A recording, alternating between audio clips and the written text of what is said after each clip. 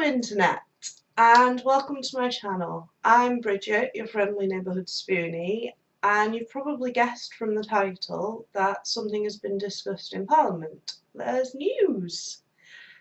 On the 24th of January 2019, the proper treatment of chronic fatigue syndrome and ME was discussed in Parliament.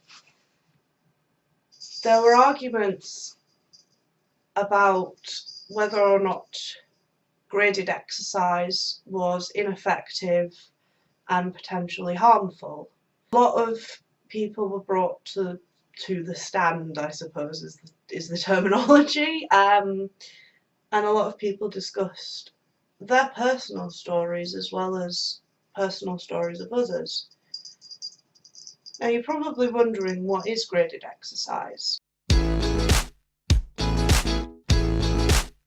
The concept of it is that if you begin to exercise in small manageable amounts and then increase that amount over time, it should help people with chronic fatigue.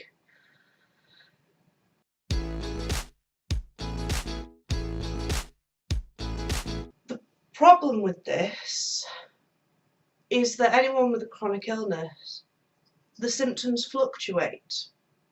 Some days you're really good and other days you're really bad and can't handle much.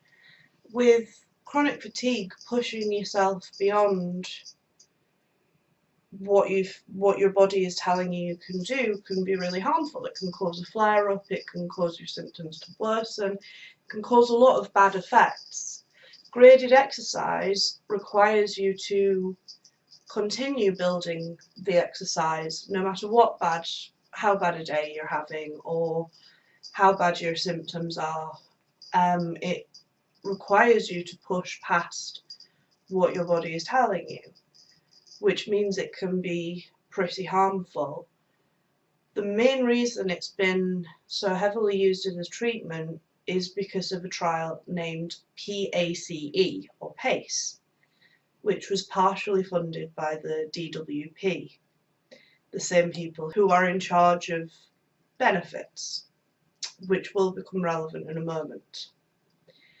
After a fairly lengthy legal battle to see the raw data of this PACE trial, that data was independently analysed, so by people who weren't part of the original trial. They looked over it and found that actually the conclusion was wrong, that the data was manipulated and grossly exaggerated in favour of graded exercise.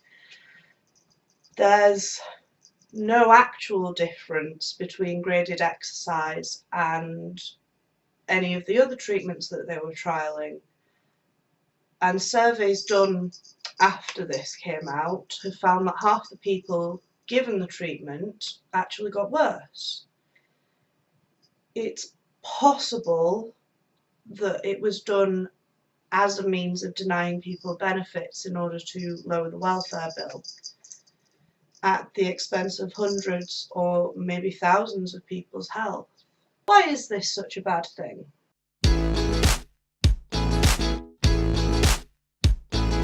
Well, for one, since it's implemented as a suggested treatment on the NHS, a lot of people have had to suffer through graded exercise therapy, which made a lot of people worse.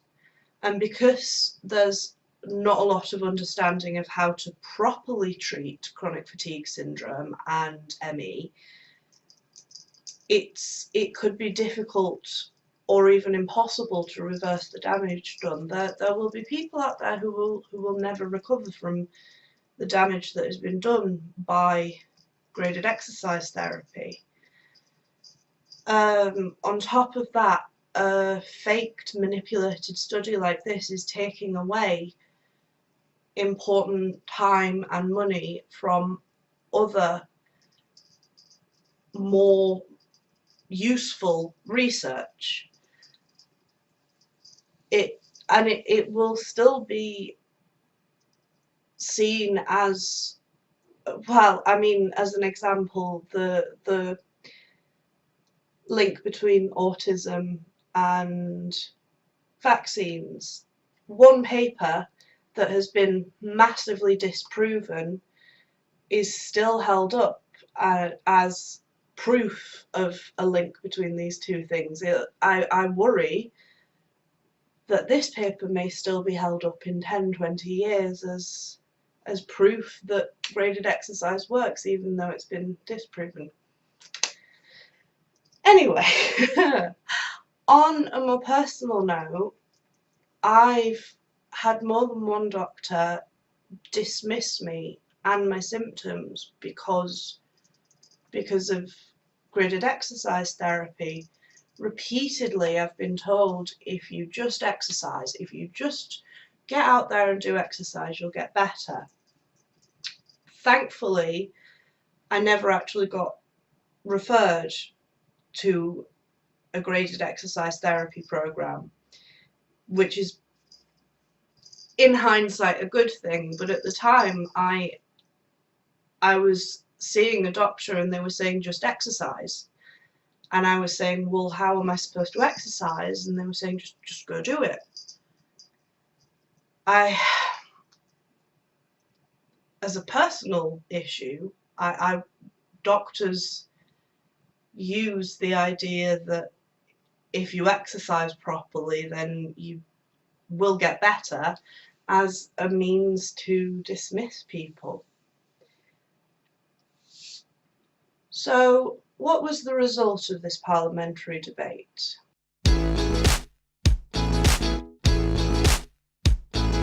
Well, they unanimously passed the bill, which means that graded therapy is going to be, graded exercise therapy, oh my god, is going to be removed from lists of viable treatments, and it's not going to be used on the NHS.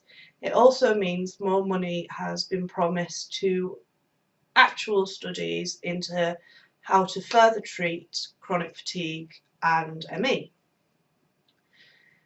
It's undoubtedly a big step forward in understanding and important discussion on chronic fatigue, on an illness that affects so many people and so many people so deeply. However, I worry it'll take years for the promises made to go into effect. Things tend to work very, very slow in the government, and I worry that it'll take even longer for doctors to no longer have the attitude of exercise and it'll get better. And I also worry, will anyone be held accountable for this? Will the DWP be investigated into whether or not it did have a hand in how manipulative this study was? Will the DWP maybe be made to change? I mean, probably not. Will something like this happen again because no one's being held accountable? I don't know. It would be nice if someone somewhere got a telling off for this, but I doubt that's going to happen. But focusing on the good, it's a big, important step that people are taking this seriously. And thank you to everyone who was involved in this. Thank you to everyone who stood up on our side. You have no idea how much of a difference you've made to people like me. And it was good to be able to bring some good news to this channel for once. It's usually quite doom and gloom, but this is a good thing. Alright, that'll do it. Thank you very much for watching, and goodbye, Internet.